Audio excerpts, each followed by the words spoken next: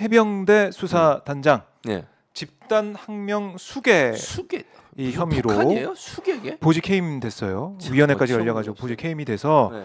그 이후에 자신의 이름도 밝히고 박정훈 대령 박정훈 대령 네. 해병대 수사단장 박정호하고 친척은 아니시죠? 박정훈 대령입니다. 박정호, 박정훈 네. 이름 비슷하네요. 해병대 정복을 입고 나왔어요. 네. 그래서 오늘 원래 국방부 검찰단 수사를 받기로 돼 있었는데 출석 거부했으며 수사 받기 거부했습니다. 네. 그래서 입장문을 냈습니다. 뭐라고 했냐면 국방부 검찰단 적법하게 경찰에 이첩된 사건 서류를 불법적으로 회수했다. 수사에 외압을 행사하고 부당한 지시를 한 국방부 예하 조직으로 공정한 수사가 이루어질 수 없다. 이렇게 얘기하면서 외압을 받아서 이런 사달이 났다라고 다시 한번 강조를 한 거죠. 예. 외압 의혹을 제기하고 있는데 자, 이 사안 지금 어떻게 보면은 진실 공방 아니냐 이렇게 국방부와 박정훈 대령의 진실 공방처럼 좀 언론에서는 보도하고 서로의 입장을 계속해서 반반씩 보도하는 그런 모습인 것 같은데 교수님은 어떻게 보십니까? 이 사안? 아니 일단 이제 제가 네. 해병대 출신이잖아요. 맞아요, 해병대 출신. 제가 이제 해군 간부 후보생, 해병 간부 후보생, 네. 74기. 박정훈 대령이 90기인가 그래요. 그래요? 81기. 참 81기. 그러니까 몇 년 차이야? 9년. 아니지. 9년보다는 적은 것 같아요. 74기니까. 네. 5, 6, 7, 8, 9, 1. 7년. 7년. 네. 7년 차이. 7년 후배인 거예요. 저보다. 근데 저도 이제 해병대 있었고 1사단에 또 제가 근무를 했잖아요. 지금 네. 1사단에서 포항이죠? 이런 포항에 있는 1사단 해병 네. 1사단이 포항에 있어요. 그 포병연대에서 있었고요. 자, 근데 자 보세요. 이렇게 얘기해 볼게요. 자, 박정훈 대령이 수사를 한 거잖아요. 수사단장이니까. 해병대 수사단장. 수사를 네. 했어요. 수사 결과물이 있었어요. 그 결과물을 보나마나 제가 볼 때는 국방부 장관한테 서류를 만들어서 들고 가서 직접 결재를 받은 거예요. 국방부 장관이 사인했어요 거기에. 결재를 했습니다. 그럼 끝난 거죠. 끝. 자, 결재했어요. 네. 그거를 결재하고 나면 경찰에 이첩하게 돼 있어요. 이유는 지난번에 그 이해람 중사 사건 때문에 네. 군에서 봐주기 수사를 한다. 부사관. 네. 네. 그리고 군에는요 그 재판을 하잖아요. 군사 재판, 군사본에 재판하면 재판장의 결과가 재판장을 누가 하냐면요 법 전문가가 하는 경우가 없었어요. 예전엔 그래요. 지금은 이제 좀 바뀐 것 같은데. 네. 그 최종적으로 형량을 정하는 사람이 누구냐면 그 지역의 지휘관이에요. 그 판사가 아니고 네. 판사가 판결을 내려도 그 지역의 지휘관이 마지막으로 결재를 합니다. 이걸 그때 감형을 할 수도 있어요. 근데 이 사안 같은 경우는 수사 결과를 보니까 1사단장도 연관돼 있는 것처럼 보이는 내용들이 이제 있는 것이잖아요. 언론 브리핑 자료가 이제 공개가 됐어요. 네. 거기에 대해서 지금 그러니까 박정훈 대령이 발표하려고 했던 네. 언론 브리핑 하려고 했던 네. 근데 못했죠. 그렇죠. 국방부에서 하지 말라 그래서 예. 거기에 그래서 보면 임성근 이 사단장의 지시 예. 그리고 뭐 이 경북도에서 요청했을 때 그 빨리 전달 안 한 예하부대한테 예. 그래가지고 예. 준비 못하는 이런 부분도 있고 그러니까 문제가 있다. 그렇죠. 잘못한 게 있다라고 얘기를 그렇죠. 한 거죠. 근데 이 부분이 있는 거를 그 사람한테 보고하면 안 되는 거잖아요. 그리고 네. 보고를 하거나 아니면 거기서 결정하게 하면 안 돼요. 그래서 이해람 중사 사건 이후에 네. 군에 일어난 일들이라도 민간 법원에서 재판을 받고 민간에서 조사를 하도록 그렇게 법을 바꾼 거예요. 네. 그래서 이첩을 하는 게 이제 정상적인 방식이에요. 그러면 민간 경찰에 이첩하는 거. 그렇죠. 그러니까 자기는 박정훈 대령 입장에서는 국방부 결재도 났고 이첩을 네. 한 거예요. 근데 그 결재한 데 국방부 장관이 출장을 떠납니다. 네, 출장 가기 전에 예. 갑자기 차관으로부터 연락을 받았다고 지금 얘기를 하고 있어요. 국방부 네. 차관. 국방부 차관으로부터 연락을 받아서 이첩을 보류하라는 거였다는 거잖아요. 그리고 여기서는 약간 이제 의견이 다릅니다. 그러니까 국방부 차관이 네. 해병대 사령관한테 연락해가지고 예. 이제 보류해라 그 얘기를 박정훈 대령 말은 그 사령관이 보여줬다. 뭐 문자를 보여줘 그거 그렇죠. 봤더니 그 얘기가 있었다는 거죠. 뭐 그렇죠. 빼라, 그렇죠. 빼라 얘기까지 빼라 있었다. 이렇게까지 했다는 임성근 거죠. 사단장을. 근데 그걸 자 일단 첫 번째 문제는 뭐냐면 네. 문서로 국방부 장관 결재까지 나온 거를 문자 하나로 뒤집을 수 있냐는 거예요. 예. 첫째 문제는 자 만약에 본인한테 그걸 이첩을 하지 말도록 하려면 문서로 가져와야 돼. 다시 결재를 받아서 그 결제가 났으니까 당연하죠. 명령이 났으니까 네. 거기대로 하려고 하는데 네. 그걸 취소하려면 똑같이 문서로 와야지. 국방부 장관이 결제를 해서 정식 네. 라인을 통해서 그게 공정한 거잖아요. 그렇죠. 아니 자기가 결제할 때 다 보고 결제했을 거 아니야. 국방부 네. 장관이라는 사람이 이종석 국방부 장관이죠. 이 사람이 다 보고 그래 괜찮네 또는 뭐 합당하네 해서 사인한 거 아니에요. 네. 그럼 이걸 뒤집으려면 어떻게 해야 돼? 똑같은 절차를 밟아서 와야지.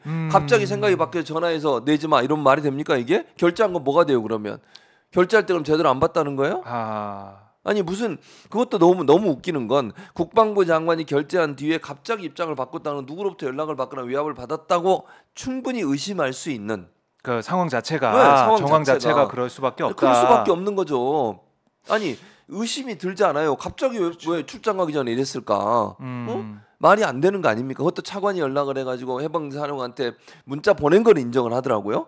근데 뭐 문자 보내지 않았고 전화 통화 3번 했다. 전화 통화 3번 했다. 이렇게 얘기를 했다는 거죠. 그러면 문자를 보여준 것도 뭐예요? 해병대 사령관이. 참 누구 말이 맞는지 따져봐야 되는 거고. 그러니까 이게 좋아요. 100번 양보해서 네. 보여주고 안 보여주기 문제가 아니라 지시가 있었냐 없었냐. 그렇죠. 그리고 두 번째는 아까 말씀드린 거잖아요. 문서로 결제 받은 내용을 네. 넘기는 게 왜 이게 뭐 무슨 수계? 집단 항명 수계. 항명 수계 뭘?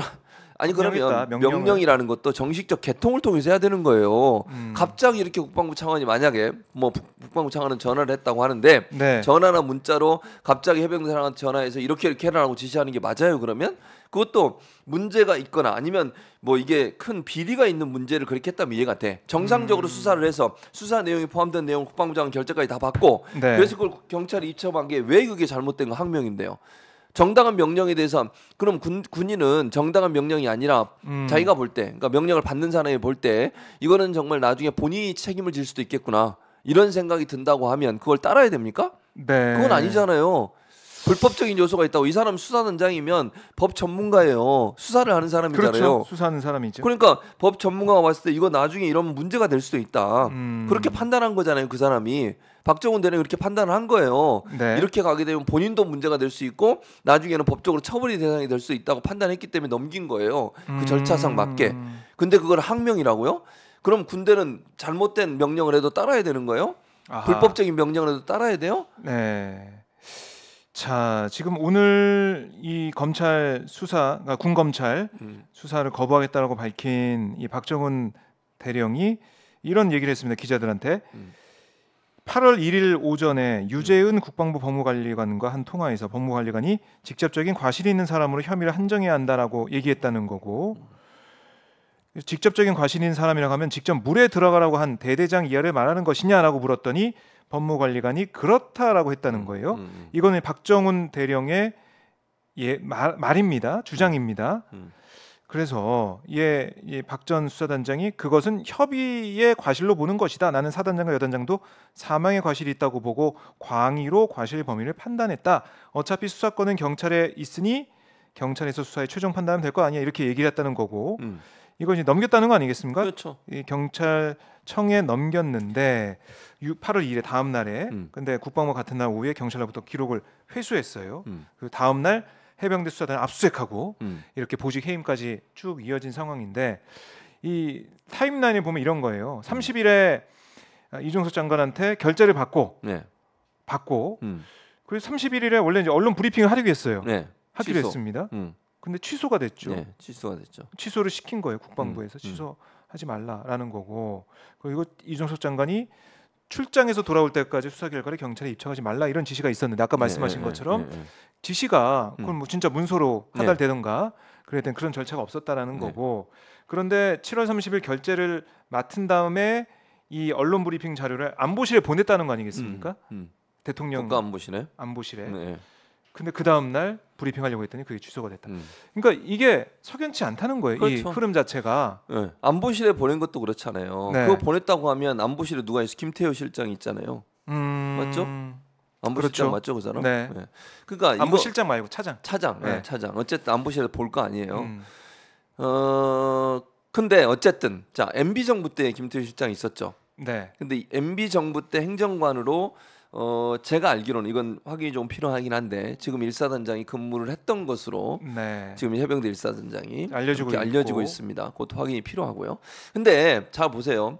지금 그 법무부 국방부 법무관리관인가요? 그분이 했던 말을 제가 이해를 못 하겠어요. 네. 직접 현장에 지시를 내린 사람만 포함시키라는 거잖아요. 그렇죠. 그건 정말 말이 안 되는 얘기예요. 말이 안 된다. 그게 항명이야. 그러니까 항명이라고 지금 얘기하는 게 뭐였지? 위로부터 지시를 받는 거예요. 군대는 지시가 없으면 활동을 안 해요. 그렇죠. 대대장이 아니 위에서 지시가 없는데 대장이 일방적으로 본인이 판단해서 입수해요? 그건 말이 안 돼요. 그게 어떻게 뭐 어디까지 하셨죠? 계급을 나? 지휘를 하신 적이 있나요? 대위. 근데 중대장이죠. 지휘관은 아니었죠. 중대장까지 하셨어요? 지휘관은 아니었지. 지휘관은 아니었죠. 정훈장교가 무슨 참모지. 참모 정도였죠. 알겠습니다. 그래도 다 모든 걸 알아요. 네, 그러니까 궁금해서 여쭤봤습니다. 예. 그걸 꼭. 그러니까 지휘를 하려면 이게 그러니까 입수 자체를 대대장이 알아서 그렇게 못해. 자 오늘 수색은 입수를 한다 이렇게 할 수가 있는 거냐? 안 된다니까. 왜냐? 제가 그렇게 강력하게 얘기하는 이유 중에 하나 뭐냐면 처음에 출동할 때는 입수래 실종자 수색이 없었어요. 물 속에 들어가서 그 계획이 없었기 때문에 장화 신고 삽 들고 간 거야.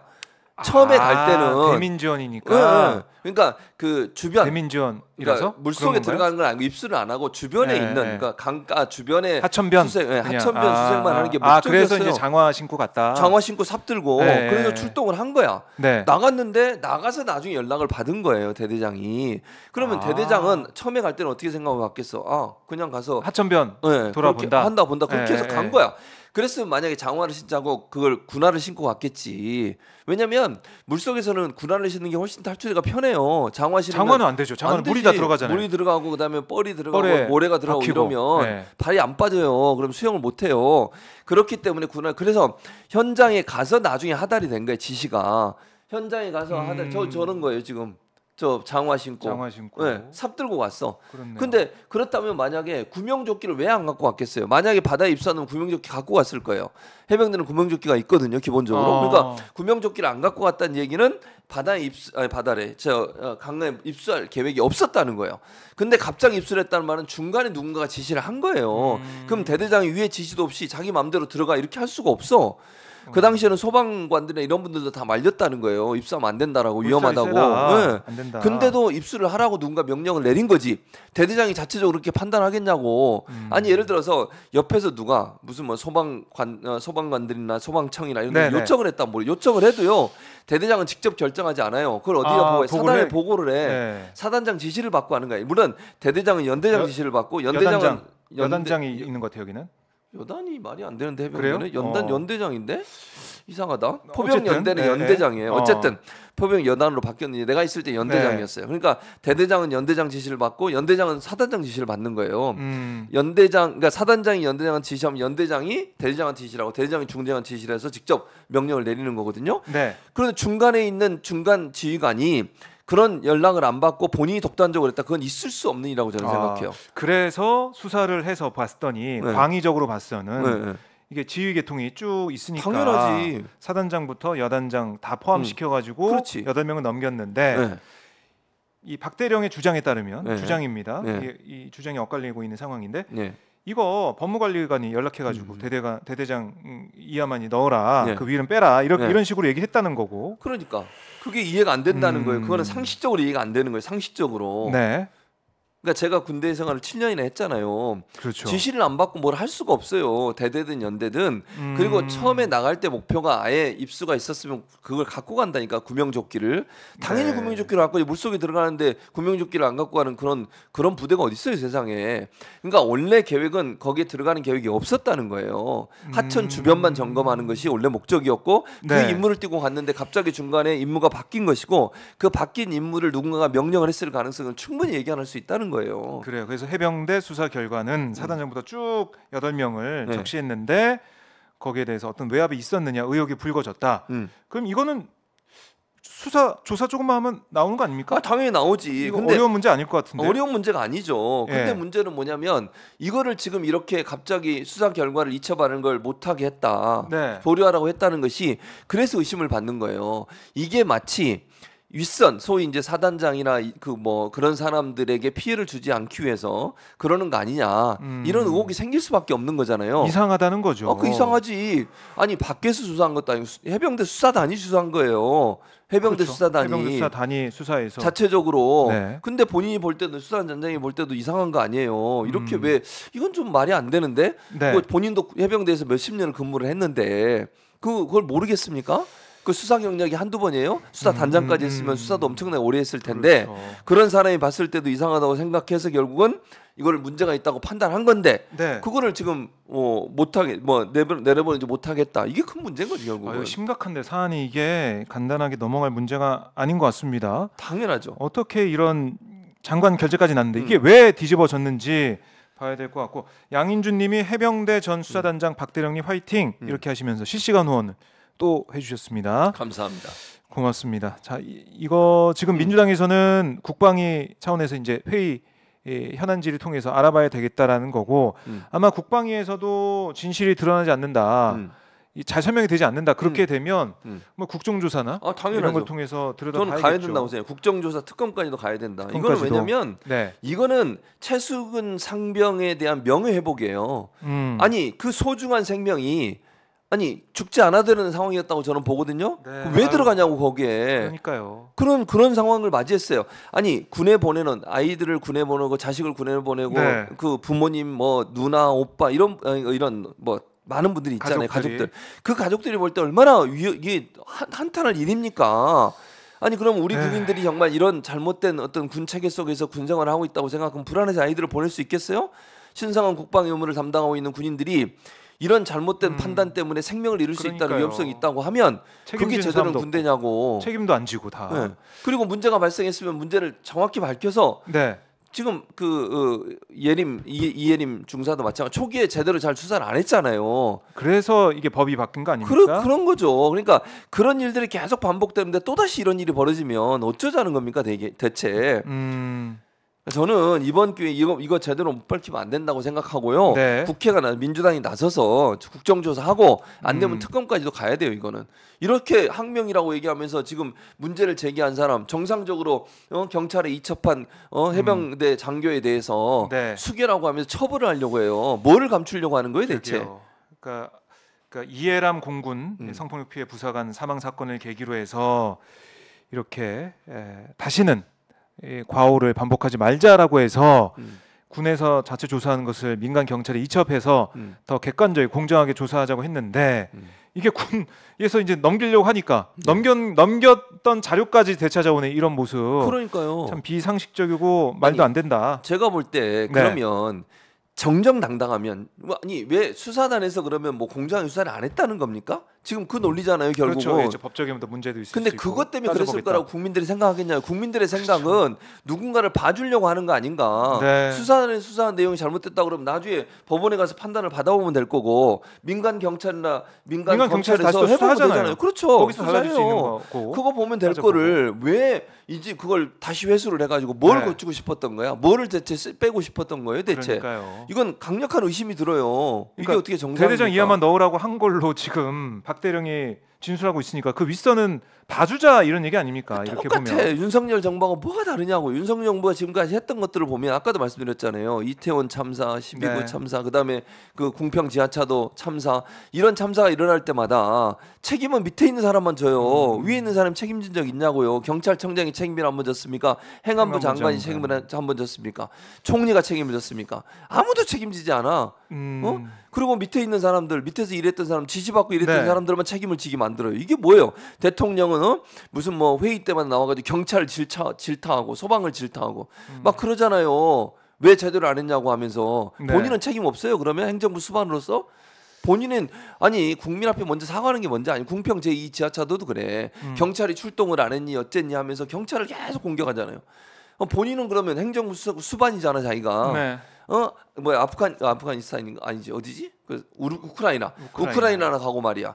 그러면서 본인은 그런 행동한 것에 대해서 국민 앞에 사죄하진 않고 뭐 죄 없는 경찰들에 대해서 뭐 죄가 있는지 없는지는 제가 뭐 단정할 수는 없지만 그 사람들이 잘못했다 하더라도 그 위에 있는 지휘 체계는 왜 아무 잘못이 없는 거예요? 그러면 관리하는 지휘 감독 체계에 있는 사람들은 아무도 책임지지 않는 그런 정권이다. 윗선에 있는 사람들은 마치 심판자처럼 멀찍이 떨어져 앉아서 아랫사람들을 심판하는 모습만 보이고 있어요.